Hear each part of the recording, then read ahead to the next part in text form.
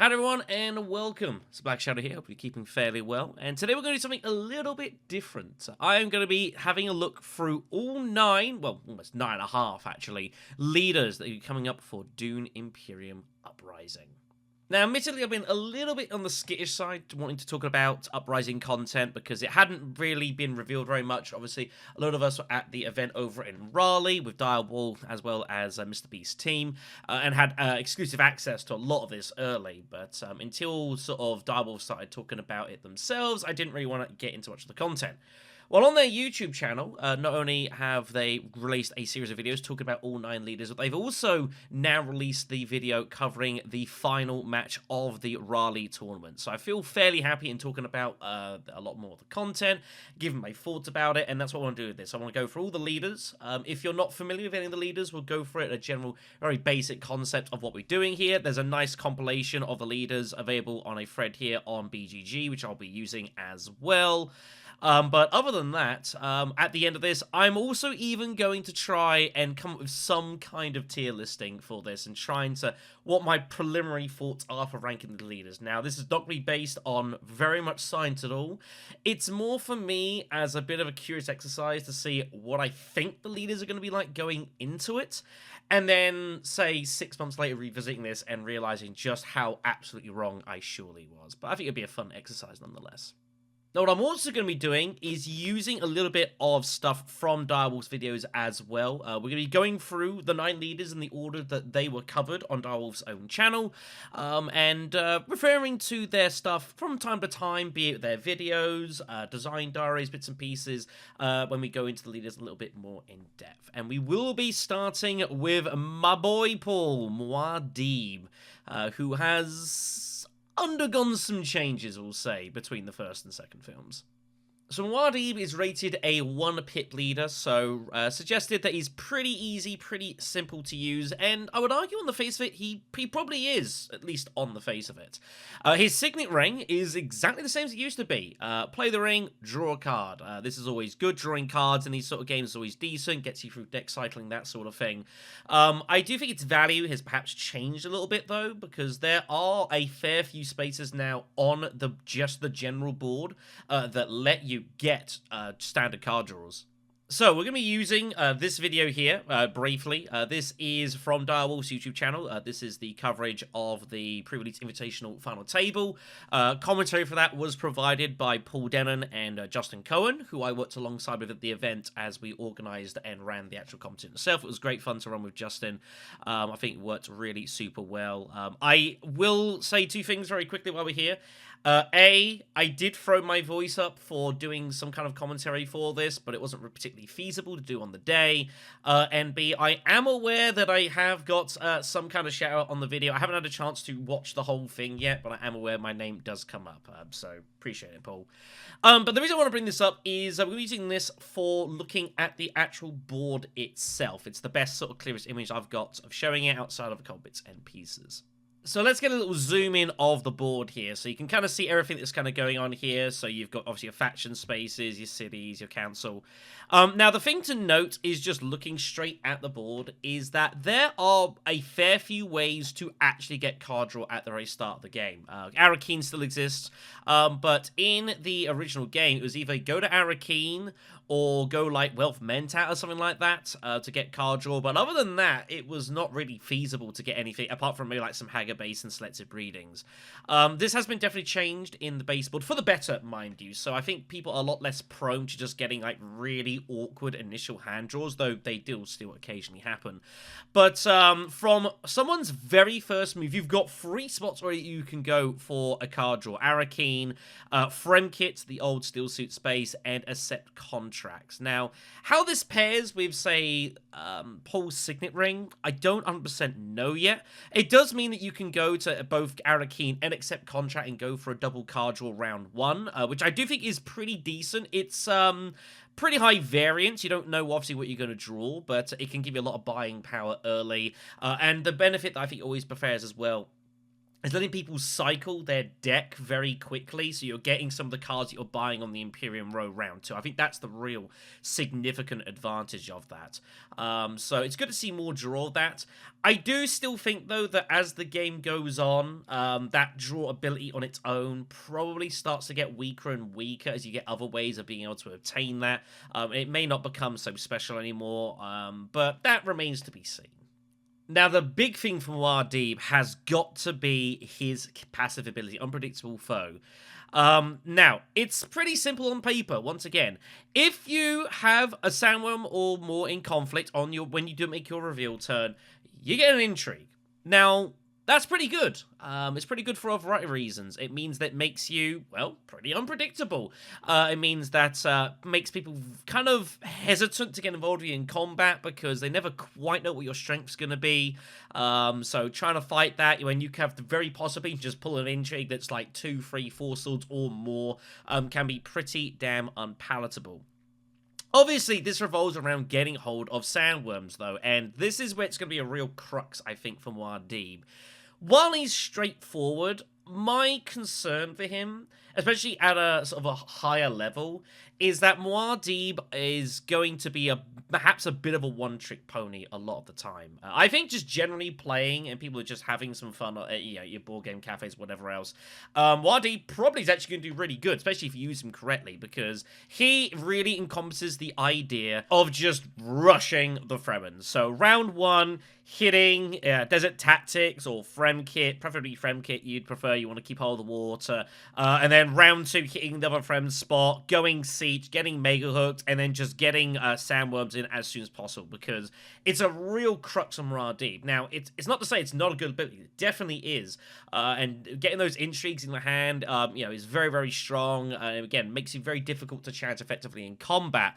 But the only issue I've got is that it's pretty see-through what you're going to attempt to do. There's no real guile or kind of mystery as to how you're actually going to attempt the game. Muad'Dib's strict plan is simply get sandworms, go into conflict. And if you can get that off, that's definitely fantastic. I think it kind of showed its well with Rob here in this game as well. The problem I think there is also a case of Muad'Dib, we found a bit in NC, people were very skittish of Muad'Dib. So you'd have situations where, like, Muad'Dib would go sort of Fremen early, but then the rest of the table would be actively trying to stop Muad'Dib, because I think you kind of have to. Letting him just do what he wants and just getting sandworms into loads of conflicts is a bit of a disaster, because he will just snowball. Even if he's not winning all of these conflicts, bear in mind, sandworms give you double rewards. So, for example, this conflict here, even if you're not winning the conflict, you're still picking up 6 spies and a couple of troops for the next round. And you can obviously use that over at Highliner to get hold of water. You can go ahead and get some money, gather support, and you can obviously just keep hitting Hagar Basin again and again, getting those worms in and just keeping the cycle going. So, and again, on top of that, he's still picking up intrigue cards, which is going to make him pretty dangerous to play against. So we did find this game where Rob, got off to a pretty good start, but then the rest of the table just really cramped down him really heavily. I do think Rob made a few mistakes in the mid-game as well, which didn't particularly help. But regardless, the table just got him very, very aggressively, and they kind of had to. So it's interesting that dynamic exists. I like that. But it means I think you've got to be a bit careful for Muad'Dib. The other issue you've got to bear in mind as well is that then definitely favors Muad'Dib sitting in sort of an early position so that he can try and get access to the Fremen. Because, of course, it's very important that he does. Now, one of the free opening skirmishes in the game is a Wild Influence bump, which is probably Muad'Dib's best conflict, because what you want to do is go Desert Tactics, get troops in, that's your throne bump, win the combat, that's your second throne bump, and then you get absolutely guaranteed access, effectively, to Siege, and you can start getting worms in theory, as soon as round 2, which is pretty wild stuff. But you've got to think of the flip side of it. Well, what if you pick Muad'Dib and you don't draw faction access? That's obviously a problem. Now, in theory, you've got your Signet Ring as a backup, I guess. The idea being, well, you can still go to Arakeen, you can still go Secure Contract, draw a couple of cards, get some decent stuff off the row, and that's definitely an idea. But it's something that I think needs to be considered, I think, when you're picking some of these leads, and we'll talk about as we go, is everyone's got an obvious what you probably want to do with them first, a kind of idea.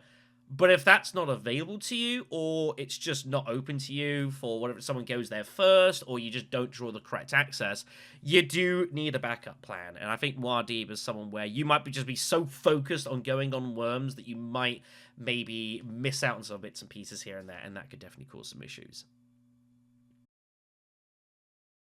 Before we move on, I do want to make reference to one thing that came up in one of the videos, actually. This is from the Uprising leader video. This is number 1. It was released by Direwolf Digital, and talk about Muad'Dib here. And there was a very interesting thing that came up here, which is not something that I was actually aware of specifically, but I think is worth pointing out. What if, there are some abilities that can allow sandworms to enter the conflict at unpredictable times? It's possible that could work for you. But you wouldn't be able to draw the intrigue card if you didn't already have one. So if you drew one that allowed you to summon another sandworm, then you're just kind of doubling down. Sure. And as we've spoiled, how the rules work on combat rewards with sandworms, the second and third sandworm, they help you fight. Sure. They'll give you 3 more strength, but they're not going to like double or triple the rewards. So don't get too greedy. At a certain point, you're just showing off with your worm strength. Pretty much so. So a few things to note from there. Something is obviously a general rule anyways, is that having one sandworm is a lot more important than having more than one sandworm. All of them offer +3 strength into that round's conflict, but having any sandworms gives you the ability to double your rewards from the conflict, whatever that is. Now, there are at least some cards in the game which give you potential extra benefits for having multiple sandworms. So if we look at the second Desire Diary, there's a few examples of this further on down. See, this is the instructional worms. If you haven't read this, I would encourage you to go and have a read. This talks a lot about the development ideas and kind of the way they came about worms and how they've kind of got to what they are. They definitely were intended to work a bit differently than what they do right now.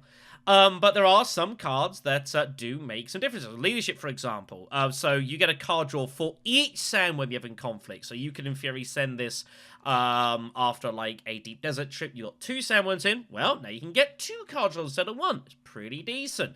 Stuff like that, for example. And as was mentioned, there are also some intrigues in the game that will allow you to summon sandworms, which annoyingly are not actually on this list here, but there are a couple that will let you do that. One specifically, which is going to be really, really tricky, and we found is a very strong intrigue to get hold of in the games, is there's one that will not only let you summon a sandworm, but also they break the wall. You've got Detonation here, which will let you break the wall or just summon deploy troops in conflict, but there is one that lets you break the wall and get a sandworm at the same time. So that is a incredibly powerful reveal turn intrigue towards the back end of the game, especially when most of the tier 3 conflicts are locked behind the shield wall, which initially prevents you from getting sandworms into those conflicts. So it's a very, very powerful intrigue, that for sure.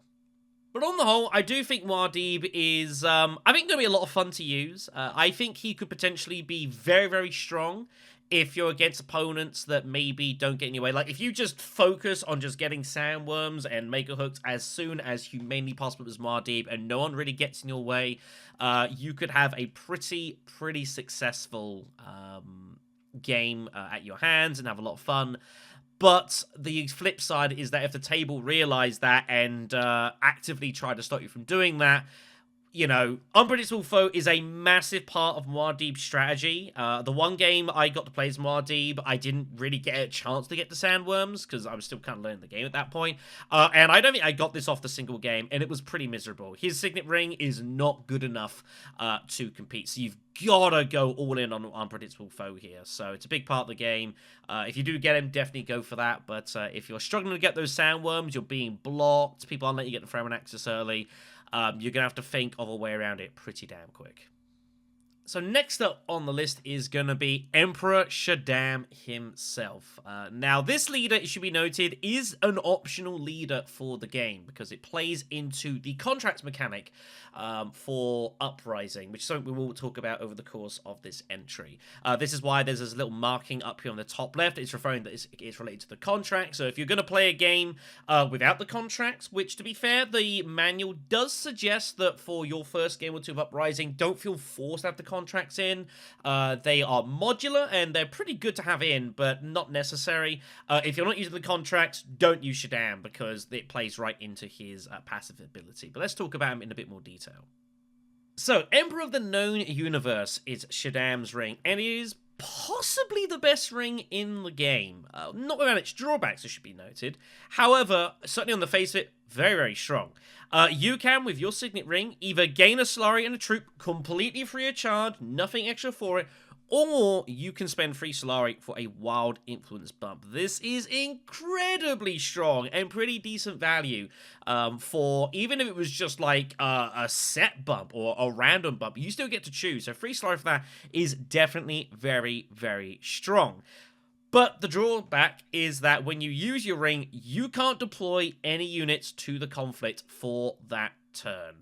This is both thematic in that it represents the Emperor kind of working behind the scenes, can't be seen to be like really engaging in these sort of manners, you know, it's not meant to be doing so, but also definitely has a degree of balance, and also runs it a little bit of a laser in a way, because you kind of have to then start like thinking about your turn in advance, because if you do want to be to the conflict, well, if you want to use your ring, that's one round you're not going to be able to do so. So do you not use the ring so that you can kind of get around that? I mean, it seems kind of crazy. Maybe Shaddam might be a good one to use his ring for, would maybe be to the Imperial Privilege area of the map, which means that obviously he's getting those decent rewards, but is also allowing him to still get his 3 rounds of sending troops to the combat, stuff like that.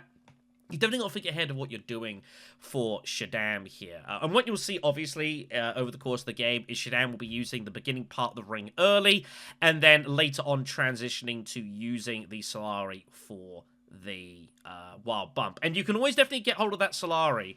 That's not going to be too hard to come across. You have the Spice Refinery space, which is in place of the new Carthag, which lets you transform spice into money.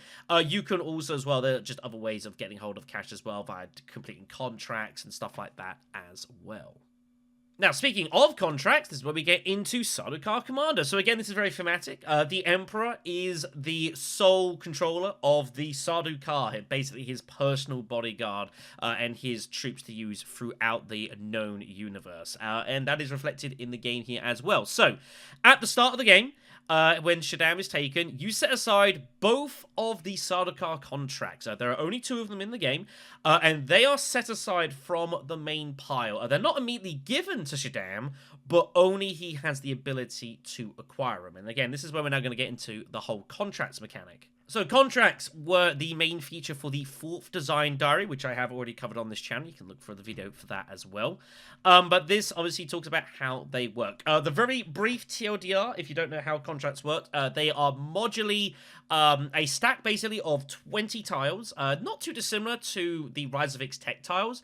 2 of those are on reveal at all times on the board, and whenever contracts are claimed, be it by secure contract or going to the Emperor spaces, agent cards, whatever else, you take one of those 2 contracts. Dutiful Service, that's the one. You take one of those 2 contracts, you put it by your player board, and then when you visit the space that is involved with the location, or you do the action that is required, you get to cash in the additional ability. So the example here is Deliver Supplies. This is the old Fold Space location. So when you go to deliver supplies, not only do you get hold of the water that is gifted by the space, but you also get free coins on top. The contract then gets flipped over. It's a one-time use, and it's done and dusted. Now, not all contracts work the same way. There are some that involve harvesting a certain amount of spice. There are a couple of 3 pluses for free Solari. There's also a 4 plus for 4 Solari as well. Potentially huge amount of resources to claim, but obviously that's quite the commitment to get hold of those pretty early. And again, there are other space ones as well. So High Council gives you free Solari back, doesn't give you free Solari. It's always the same way. You got to pay for the cost, and it's anything else in response. So it's High Council for 2 Solari, but you still got to have that upfront cost as well. There are also a couple of different contracts as well. There is one that's just an immediate 2 Solari the moment you get it, and one as well when you acquire a Spice of Slow, giving you free coins and a spacing bump, which is not too bad actually, although its actual use for a lot of games remains to be seen, admittedly. But that then gets us into Carino himself and the fact that he gets the 2 Sardaukar contracts. And this is what they are. Both of them involve the Sardaukar space specifically, not visiting the Emperor. It's the old Conspire space, which is now known as Sardaukar. So to show that here in comparison, the old Conspire space was for 4 spice to get 2 troops, 5 Solari, and an intrigue. Well, now it's 4 spice for 4 troops and an intrigue. So very much more aggressively minded card. And the idea is this pairs up. There is a card in the Imperium deck which lets you summon any troops sent basically to this space. Sardaukar Coordination or something along those lines. It's a pretty good card, and it is basically designed with either this space or High Council in mind, because I think it has green access as well. So getting these troops, send them immediately into the conflict, very, very strong indeed. So the question is what value do these contracts have? Well, it kind of depends, really. One of them lets you get a double card draw when you visit the Sardaukar, which isn't too bad. And the other one is Recall Agent. This is the new symbol that has come up over the course of the game, same with Imperial Privilege, which lets you take away a different agent that other than what you've sent. Not the one that you've picked up, not get a brand new one. You get to lift another agent on the board. Now, obviously, as Carino, if you can manage to get, say, both these contracts off at the same time as visiting Sardaukar, it's very strong. That's a really heavily compressed location. 4 spice for 4 troops, an intrigue, a bump, 2 card draws, and recalling an agent is a huge amount to do. But the problem is that obviously that requires setting up for. And that means if you're playing as Shaddam, you've basically got to decide that you're going to go down this route, because if you're going to play as Shaddam and not make any use of these contracts, you're kind of abandoning his passive ability. And don't get me wrong, his ring is really good. It's very decent, but, you know, there's a lot of value to be had here. But the issue with this is that these are very mid-game contracts. And what I mean by that is that I certainly found over the time of playing with this, with all these things, is that there are some contracts that are of a lot of value immediately in the game, and there's some that have more value later on. About half the contracts or so involve a monetary reward. That includes the immediates. That includes stuff like going to like Arakeen or Spice Refinery and getting some money. Harvesting, there's a few of those dotted about as well. And obviously those are really strong early on because you want to get money to get your Swordmaster. Swordmaster gives you actions. It gives you much greater flexibility later on in the game. Obviously, Sardaukar contracts aren't going to do that, and it's not even like the old days where you would say go conspiring. You go like Hagar Basin or Great Flat Conspire to get your Swordmaster. It doesn't offer any money nowadays at all. So visiting the Sardaukar, if you're going to do that, is a very mid-game sort of move. You know, when you're trying to obviously get your influence with the Emperor, which is definitely very important, and even just going to duel for service is not the worst thing in the world. It's a totally fine space getting those contracts for like the mid-game from Research Station, or if you're going to go to other faction spaces, Espionage, High Council, that sort of thing, can definitely be pretty decent for you. And you do definitely find that Sardaukar, from my experience, doesn't get played a whole lot. But if you can get hold of these two here, especially the Recall Agent one, you know, that makes things a lot easier because agent actions are obviously really key. You think over a general course of a game of Dune Imperium, you might get maybe, I don't know, 20 agent actions over the course of the game. That's not a lot when you really think about it. So any way to increase that number is definitely going to be of some pretty significant value. So do I think Shaddam is any good? I think definitely the potential is there. Like, his ring is super cool. Even just generating that Solari and a troop early is pretty decent for round 2, round 3, round 4. Those early to mid-game conflicts. Even if you're not sending your ring in immediately, like, he can definitely put a lot of pressure on sort of those round 2 and 3 conflicts because he's going to have that extra bit of garrison that no one else does. It what makes someone like Beast, for example, in the base game really dangerous because you can get those troops in and really go after combat super heavy. Obviously, things are going to be a bit different for Shaddam because he can't deploy it on that same round, but the same kind of idea of being able to kind of persist that in the mid-game definitely applies. The only thing that is worth noting, though, as well, is if Shaddam is in one of your games, you do need to bear in mind that because both the Sardaukar contracts are going out and they're out of the general pile, it does mean that you're actually slightly more likely to get money contracts. If it was, say, I think it was like say 11 out of 20 or something have money, or suddenly it's now 11 out of 18, and that doesn't seem like a lot if you're planning on getting a lot of early game money from your contracts for whatever reason. It means that it is going to be slightly more likely that that will be the case, but you know, things will vary. I think Shaddam will be fine. I think people can definitely get a lot of fun with him. I do think, though, that you probably need to go in really heavy on like committing to these contracts, and that you're gonna hit the Sardaukar at some point and just get that tons of action compression. Getting the spice together for that sometimes I think can be a bit tricky, but in theory Shaddam doesn't need to use his spice as aggressively to get hold of money because he can generate it passively as well. But it doesn't strike me that Shaddam is going to be like a super high tier, like crazy leader in the veins of like Tessia Vernius, for example. I don't think it's going to be anything quite like that, but I think he could still be a pretty useful hand, and I think just generally a lot of fun to use as well.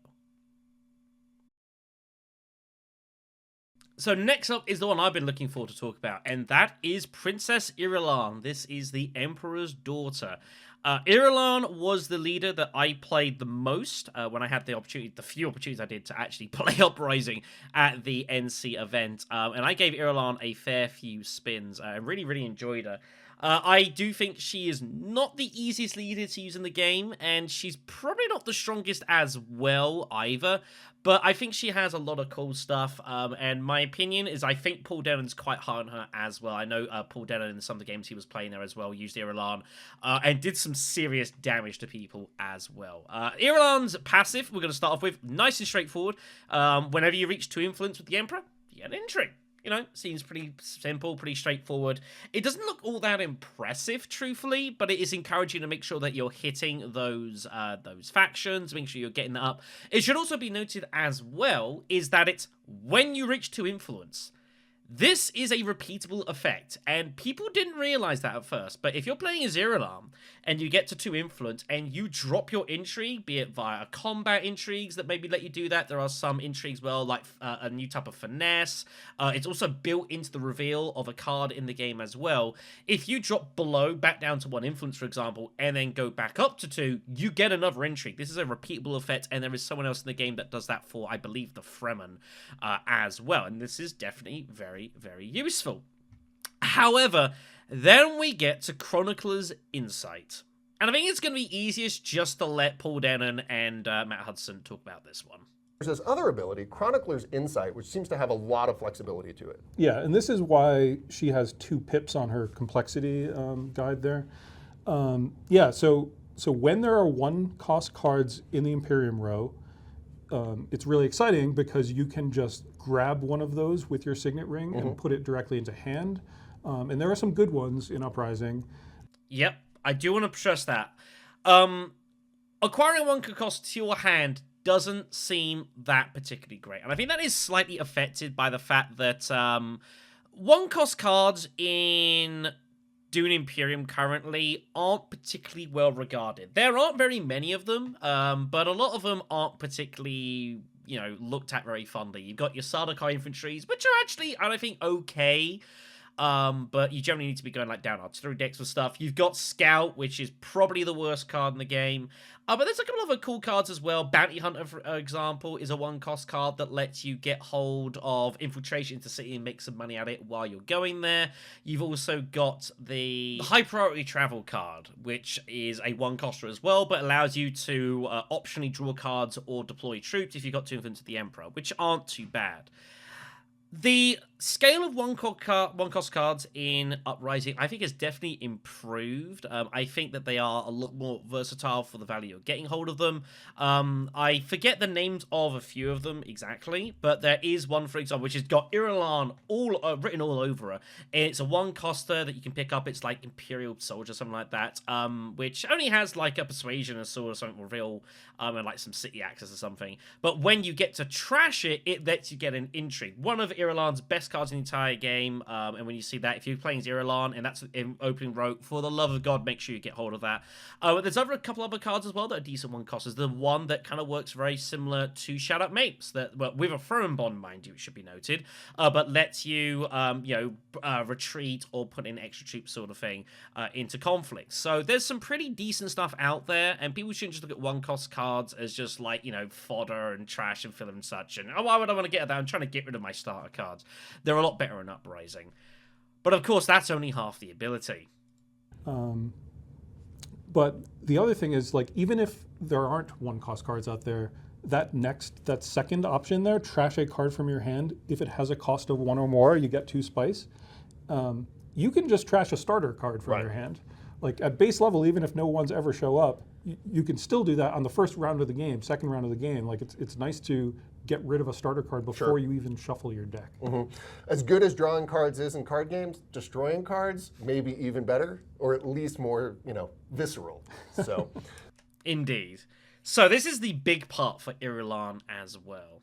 Now, it is a complicated ability. There's a lot to go through, and there's a lot that you can dive into for this on a variety of reasons. On the face of it, it looks pretty decent. Being able to trash a card and get 2 spice for it is great. That is a fair amount of spice in this game, and that can let you get to a lot of space. It's great for hitting factions.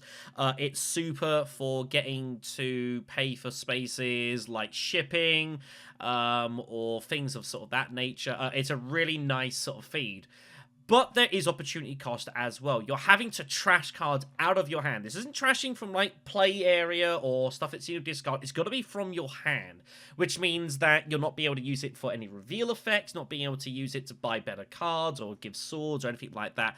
So there's definitely an opportunity cost involved, and I think that makes it a little bit tricky for Irulan. It should be noted again, though, that even if like you have your ring first round and you just trash like a dagger out of your hand, that's not the worst thing. You don't need to have those daggers immediately, and getting rid of those soon so that you can start buying those better cards definitely can work. But how good is the insight? It's a hard one. From my experience, I think it's going to be ability that if you're going to go play Irulan, you've got to go all in on this. Like, you can't really mess about. It's a huge part of Irulan's game plan. I played a game. I talk about it in an upcoming Spy Satellites podcast, which I hope we'll get out pretty soon. With You Got Franked, who was a finalist at the competition, but I believe also was playing, I think, Wade Barbarich, Kasparov, and I think it was Holy Boss as well, and I played as Irulan.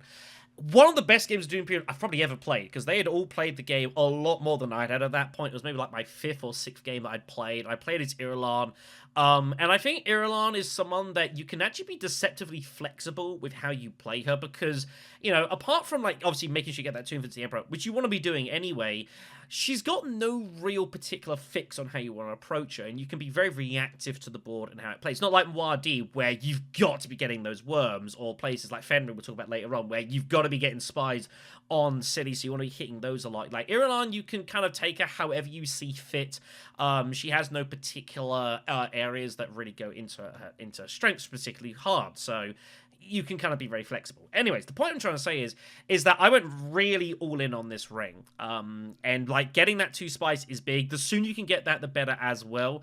Irulan is a great candidate for drawing cards in the first round. And what you want to be trying to do then is then pick up maybe a couple of cheap cards from the Imperium row, so that in round 2, if you get your signature in round 2, so especially if you don't draw your signature ring straight away, draw maybe a card or 2, so that in round 2 you've got the chance of being able to trash it with your ring and get that 2 spice like on the first action round 2. That is huge. If you can send that to Imperial Basin or whatever else, you're getting like 3, 4, 5 spice straight away. That gets you the Sardo card. That gets you the Highliner.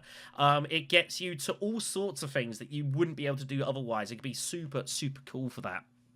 What I found in my game is that I got like a cheap one-cost card. I was able to trash it in round 2, which was huge for me. And then later on in the game, what I was doing was just buying the Prepare the Ways, the new Arrakis liaisons. And I would just buy it because it was cheap, it was dependable. And then later on, I would just trash it in my ring and just turn it into spice and just keep that going. I went very heavy militarily in the game, and while people were going to like mining spots so that they could obviously get their worms involved, when you're doing that, you're not getting a whole lot of spice on the side. So I was getting my spice on in different ways. I was using it to go highliner. I was using that to generate troops at Sardaukar, and I was able to win a lot of conflicts, even with no sandworms, with no maker hooks, just pure unadulterated aggression and just sheer volume of troops and just overwhelming people. So I think like the trashing is pretty cool. You are a little bit subject though to if your deck just draws out funkily for whatever reason. Trying to paper those gaps can be pretty difficult. But Irulan definitely makes great use of those cheap cards, so it's not imperative for Irulan either to feel that she's got to get like to 5, 6, 7 persuasion to buy these big cards. They're great, definitely, but Irulan can just suffice on a couple of cheap cards and ringing them and trashing them and just getting the spice for it and using that to power your economy. I think can be definitely very effective. I don't think Irulan will be the best leader in the game, but when you get her running with Insight, I think she is an absolute ton of fun, and someone that I would definitely look into play as and when possible. I think she's great entertainment.